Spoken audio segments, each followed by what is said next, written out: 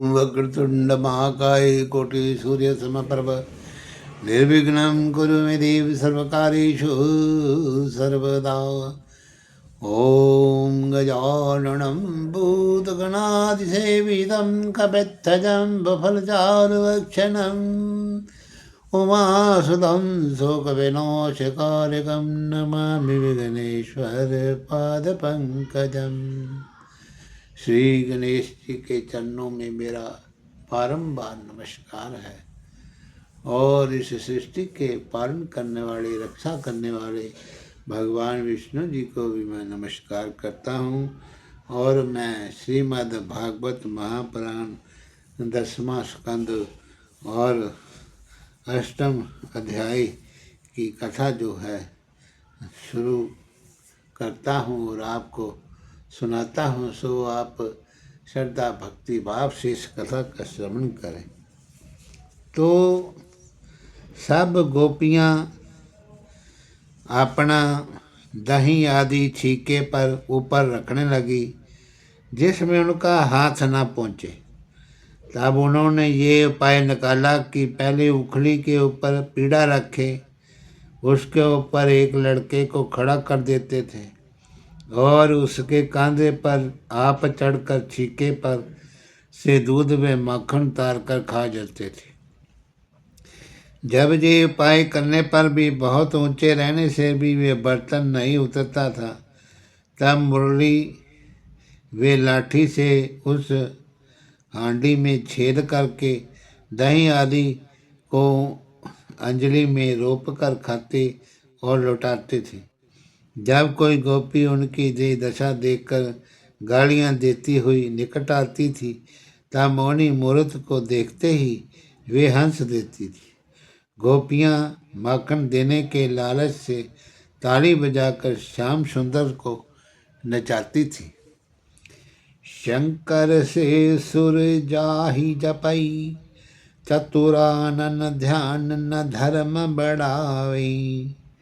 ने कहिए में जो आवत ही, रस खान महा जड़ मूड कहावे। जा पर सुंदर देव वधु, नहीं वारत प्राण अभार रगावई। ताही अहीर की छोकरियाँ, छछिया भरी छाछ पैनाच नचावई। गौरस को चस को लगयो, दिन प्रति आवे लाल। यशोदा ही देन रहना, आवे सब ब्रजबाल। कभी कभी गोपियाँ यशोदा के पास जाकर कहती थी कि तुम्हारे पुत्र श्री कृष्ण ने, तुम्हारे लल्ला ने हमारा दूध व दही आदि चुरा कर खा लिया। दूसरे बालकों व बांदरों को खिलाकर हमारी मटकी भी तोड़ डाली। हम लोग बहुत छिपा छिपा कर अपना दूध माखन रखती हैं, जिस पर भी उसके हाथ से नहीं बचता। कहाँ तक तुम्हारा संकोच करें, आप खा जावें तो हमें संतोष है। दूसरे ग्वाल बालों और बांदरों को खिलाकर लुटा देता है और हमारे रसोई व पूजा का स्थान मल व मूत्र करके भ्रष्ट करता है। तुम अपने कन्हैया को मना करो। तब श्री कृष्ण बड़ी गरीबी से कहते हैं कि हे माता, ये सब गोपियाँ मुझे कलंक लगाती हैं। नहीं मालूम कौन ग्वाल बाल इनका दूध व दही खा गया होगा। सीधा मेरा नाम इन्होंने सीख लिया है, जो प्रतिदिन आकर तुमसे चुगली खाती हैं। भला ये तो विचार करो कि मैंने छोटे हाथों से किसने छीके पर की वस्तु उतारी होगी। मैं अपनों घर छोड़ी के कब कहूँ नहीं जात। आए सभी ये सुंदरी, वृता कहत उठी प्रात। हे माता, ये सब ब्रजबाला मुझे यमुना किनारे वे गली राह में से अपने घर बरजोरी पकड़ ले जाती हैं, और कोई मेरा मुख चूमती है, कोई कपड़ा खींचती है, कोई मेरी टोपी उतार लेती है, कोई मेरे गाल में मुक्का मार कर कहती है कि तू नाच। हे माता, ये गोपियाँ मुझे बड़ा दुख देती हैं। तुम ये गांव छोड़कर कहीं दूसरी जगह चलकर बसो। ऐसी मीठी बातें मोहन प्यारे की सुनकर यशोदा ने गोपियों के कहने का विश्वास नहीं किया।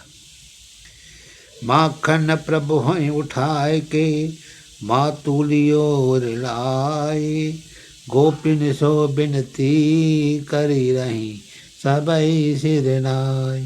इसी तरह सब ब्रजबाला उड़ाना देते समय नंदलाल जी को अनोखी बातें सुनकर आनंदपूर्वक अपने अपने घर चली आती थी।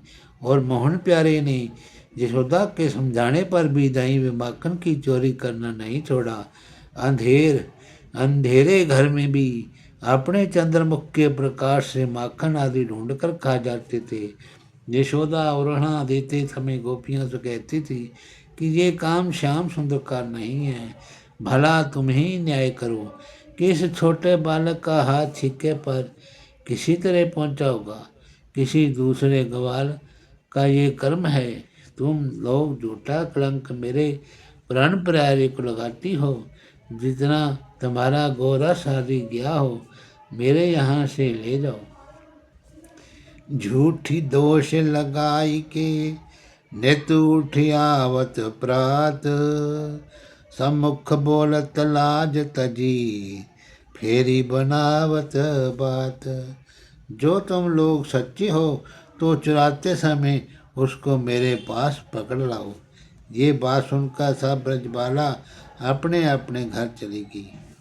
घर घर प्रकटी बात जी सखा बृंदले साथ, माखन चोरी खात हैं नंद सवन ब्रजनाथ।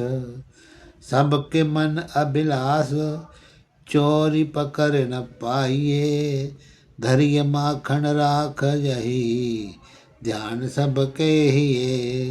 हे राजन, जब कोई ब्रजवाला चोरी करते समय पहुंचकर नंदलाल से ये कहती कि तुमने हमारे सोने घर में आकर माखन व दही की हांडी में क्यों हाथ डाला, तब उसको उत्तर देते कि मैं धोखे से अपना हाथ जानकर यहाँ चला आया, दही में चींटी पड़ गई थी सो निकालता हूँ।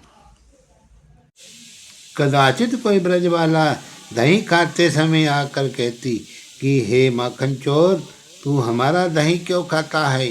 तब हमारे मोहन प्यारे उस गोपी को आँख के सैन से निकट बनाकर दूध या दही जो मुख में दिए रहते थे उनके मुख वे आँखों में कुल्ला कर देती थी। जब तक वे मुख वे आँख पहुँचती तब तक वे भागकर अपने घर चले जाते थे।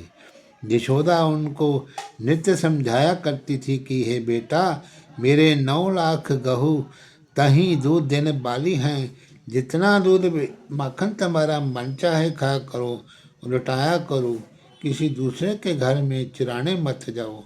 सब गांव वाले मुझे कहते हैं कि तू अपने बेटे को भोजन नहीं देती, इसी वास्ते सबके घर में माखन व दही चरा कर खाता है।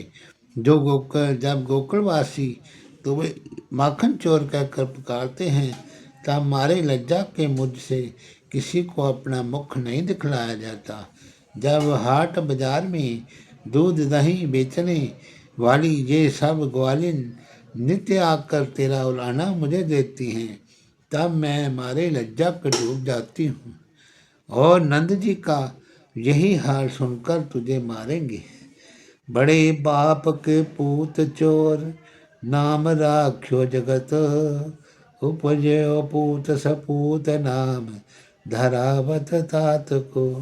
ये सुनकर मोहन प्यारे बोले कि हे माता, अब मैं ग्वालियों के घर नहीं जाऊंगा। ऐसा कहने पर भी उन्होंने दही आदि चराकर खाना नहीं छोड़ा। तब सब गोपियों ने आपस में सलाह की कि एक दिन माखन चोर को दही समेत पकड़कर यशोदा के पास ले जाना चाहिए। सो एक दिन मोहन प्यारे किसी ब्रजवाला के घर में माखन आदि चुराकर खाते थे। जब कई गोपियों ने मिलकर उनको पकड़ लिया और उनके साथी ग्वाल बाल वहाँ से भाग गए, तब गोपियाँ केशव मूर्ति को पकड़कर यशोदा के पास ले चली। उसी समय ब्रजनाथ जी ने अपनी माया से ऐसा छल किया कि जो गोपी हाथ पकड़े जाती थी उसी के पुरुष का हाथ मुख में दही लगाकर उसे पकड़ा दिया और आप वहाँ से अंतर ध्यान होकर ग्वाल बालों में खेलने लगे। उस गोपी ने हरी इच्छा से ये भेद नहीं जाना कि मैं अपने पति का हाथ पकड़े जाती हूँ। उसके साथ जो जो गोपियाँ थीं उन्होंने भी उसे नहीं बचाना। उस ब्रजबाला ने गोपियों समेत नंद रानी के पास जाकर कहा कि नंदलाल जी, मारे ब्रज और गोकुल का गौरस नहीं बचता। नित्य हमारा दही में माखन चलाकर खा जाते हैं। जब दही खाते समय इन्हें कोई पकड़ता है तब कहते हैं कि तुमने बरजोरी मेरे मुख में दही लगा दिया। इनके मारे कोई बछड़ा बंधा रहने नहीं पाता। इनमें बड़े चरित्र भरे हैं। माखन में दही चलाने के सिवा हमारी अंगिया भी फाड़ डाली है। इनको तुम बालक मत समझो। हम लोगों को इनका हाल कहते लज्जा मालूम होती है। करत फिरत उत्पात अति, सब ब्रज घर घर जाए। नित उठी खेलत फागुरी, गरिया बतन लजाए। और जब हम लोग उड़ाना देने आती हैं तब तुम हमें झूठी बनाती हो। सो आज श्याम सुंदर को माखन चलाते खाते पकड़कर तुम्हारे पास लाई हैं। जब गोपियाँ इसी तरह तुम्हारा बहुत उड़ाना दे चुकी तब यशोदा बोली कि मेरा मोहन प्यारा कहाँ है। हे बहन, तुम किसे पकड़ कर लाई हो? तुम अपने चोर का मुख तो देखो, तब तुम्हारा सत्य झूठ खुल जाएगा। मेरा श्री कृष्ण तो कल से घर के बाहर ही नहीं निकला। ये बात सुनकर जैसे उस गोपी ने अपने चोर का मुख देखा तो अपना पति दिखाई दिया। ये चरित्र देखते ही उसने उसका हाथ छोड़ दिया और लज्जित होकर हंसने लगी। तब यशोदा ने सच्ची बनकर के गोपियों से कहा कि मेरा बालक तो तुम लोग वृथा चोरी लगाती हो। मेरा कन्हैया 5 वर्ष का चोरी योग्य नहीं है और तुम मेरे प्राण प्यारे से मत बोला करो। ये बात गोपियों से कहकर यशोदा ने मोहन प्यारे से कहा कि हे बेटा, मेरे वर्जने पर भी तू चोरी करना क्यों नहीं छोड़ता? सुनी सुनी लाजन मरत में तू नहीं मानत बात। अब तो ही राखो बांध के जानी तेरी घात। मोप लीजे श्याम ददी माखन मेव मधुर। सब कुछ तेरे धाम पर घर जाए बलाए तुम। ये बात सुनते ही मोहन प्यारे ने तुतलाकर कहा कि हे माता, तुम इन लोगों को कहने का विश्वास मत करो। ये सब मेरे पीछे पीछे फिरा करती हैं। कभी मुझे दूध में दही के बर्तन, कभी बछड़ा पकड़ाकर और अपने घर के अनेक काम मुझसे कराती हैं और मेरी झूठी चुगली खाकर आकर तुमसे करती हैं। ये सुनकर सब ब्रजबाला केशव मूर्ति का मुख देखती हुई बोली और अपने अपने घर चली गई। फिर एक दिन श्याम सुंदर किसी ब्रजबाला के घर माखन फिर चलाने गए। उस समय वे गोपी शैया पर सोई थी। नंद लल्ला जी ने उस ब्रजबाला की चोटी चारपाई से बांध दी। उसका माखन और दही ग्वाल बालों समेत आनंदपूर्वक खाया और बर्तन तोड़ डाला। जब वे गोपी बर्तनों का खटका सुनकर चलाई तब पड़ोस की गोपियों ने आकर नंदलाल जी को पकड़ लिया और यशोदा के पास ले जाकर कहा, वही उल्हना नृत्य को सत्य करन के काज। मैं गहिलाज श्याम को बाँ पकड़ के आज। हे राजन, उस दिन गोपियों ने सच्ची बनकर यशोदा से कहा कि अपने पुत्र के लक्षण देखो। हमारे बर्तन तोड़ डाले और मेरी चोटी चारपाई से बांधकर सब माखन दही खा लिया। ये हम माखन लोगों का चीर खींच कर नंगी कर देता है। इसके मारे रास्ते नहीं चलने पाती। ये बात सुनकर यशोदा बोली, प्यारे की कौशन सुनी कस की कलेज माही, जीवन है मेरा काना, कहाँ कर आया है। मोसो कहो कौटिक कुछ नहु कहो, बालक सो कहता हूँ, दुख देख देख कैसे कर पायो है। माखन को माठ लेके द्वारे पर महर बैठी, तोल तोल कर लेव बीर, जा कुजे तो खाओ है। गौरस की काज गवाली, गोदहूप सारथी हूँ, गारिमती देव मोह गरीबनी को जायो है। जब यशोदा को गोपियों की बात सत्य मालूम हुई, तब मोहन प्यारे पर क्रोध करके कहा, तूने अच्छा चोरी का काम सीखा है। ये बेटा, मैंने तुझे बारंबार समझाया, पर तू मेरा कहना नहीं मानता। अब मैं तुझको बांध करके घर में बैठा करूँगी। ये बात सुनकर श्याम सुंदर ने कहा, हे मैया, ये गोपी मुझे बरजोरी जबरदस्ती पकड़कर अपने घर ले गई। हमसे इसने अपने घर का काम काज करवाया, अब झूठ कलंक लगा के उड़ाना देने आई। ये बात मोहन प्यारे की सुन के यशोदा हंसने लगी और सब गोपियाँ अपने अपने घर चली गई। हे परीक्षित, इस तरह श्याम सुंदर नई नई लीला करके अपनी माता व पिता वे ब्रजवासियों को सुख देते थे। देखो, जो बकुंठनाथ आठों पहर शीर समुद्र में रहते हैं, वे गोपियों का दही व माखन चुराकर खाते थे। विश्व भरण पोषण करन, कल्पतरो अरे नाम, सो दधि चोरी करता है, प्रेम विवश सुख दाम।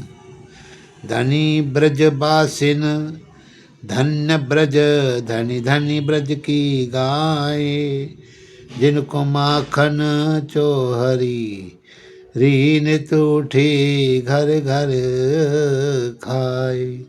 देखो, जिस पार ब्रह्म परमेश्वर के चरणों का ध्यान ब्रह्मा व महादेव आदि देवता आठों पैर अपने हृदय में करते हैं और जल्दी उनका दर्शन नहीं पाते, उन्हें ब्रज की हिरणियाँ बाँह पकड़कर यशोदा के पास ले जाती थी। उनकी लीला व भेद का कोई नहीं जान सकता। इतनी कथा सुनकर राजा परीक्षित ने कहा कि स्वामी, नंद और यशोदा ने ऐसा कौन तप किया था जिसके फल से पार ब्रह्म परमेश्वर उनके पुत्र कहलाए और उनको बाल लीला दिखलाई, ऐसा सुख दिया। ये बात वसुदेव और देवकी को नहीं प्राप्त हुई। और सुखदेव जी बोले, हे परीक्षित, पिछले जन्म में नंद जी द्रोण नामक वसु देवता और यशोदा धरा नाम की उनकी स्त्री थी। दोनों ने ब्रह्मा जी की आज्ञा के मुताबिक बहुत दिनों तक परमेश्वर का तप किया। तो नारायण जी ने प्रसन्न होकर ब्रह्मा से कहा कि तुम उनको दर्शन देकर जो वरदान मांगे वे वरदान उन्हें दो। तब ब्रह्मा ने उनको दर्शन देकर कहा कि तुम्हारी जो इच्छा है सो वरदान मांगो। उन्होंने दंडवत करके विनय किया कि हमें परमेश्वर की भक्ति प्राप्त हो। ब्रह्मा जी बोले कि तुम्हें परमेश्वर की ऐसी भक्ति होगी जो दूसरे को मिलना बड़ा कठिन है। तुम लोग ब्रज गोकुल में जाकर मनुष्य का तन धारण करो। बार ब्रह्म परमेश्वर सगुण अवतार लेकर तुम्हें अपनी बाल लीला का सुख दिखाएंगे। उसी वरदान के प्रताप से द्रोण ने नंद जी का और धरा ने यशोदा जी का जन्म पा करके परमेश्वर की बाल लीला का सुख देखा। हरिओम तत्सत। नमो नारायण। श्री कृष्ण गोविंद हरे मुरारी, हे नाथ नारायण वासुदेव। श्री कृष्ण गोविंद हरे मुरारी, हे नाथ नारायण वासुदेव। हे नाथ नारायण वासुदेव, हे नाथ नारायण वासुदेव। श्री कृष्ण गोविंद हरे मुरारी हे नाथ नारायण वासुदेव।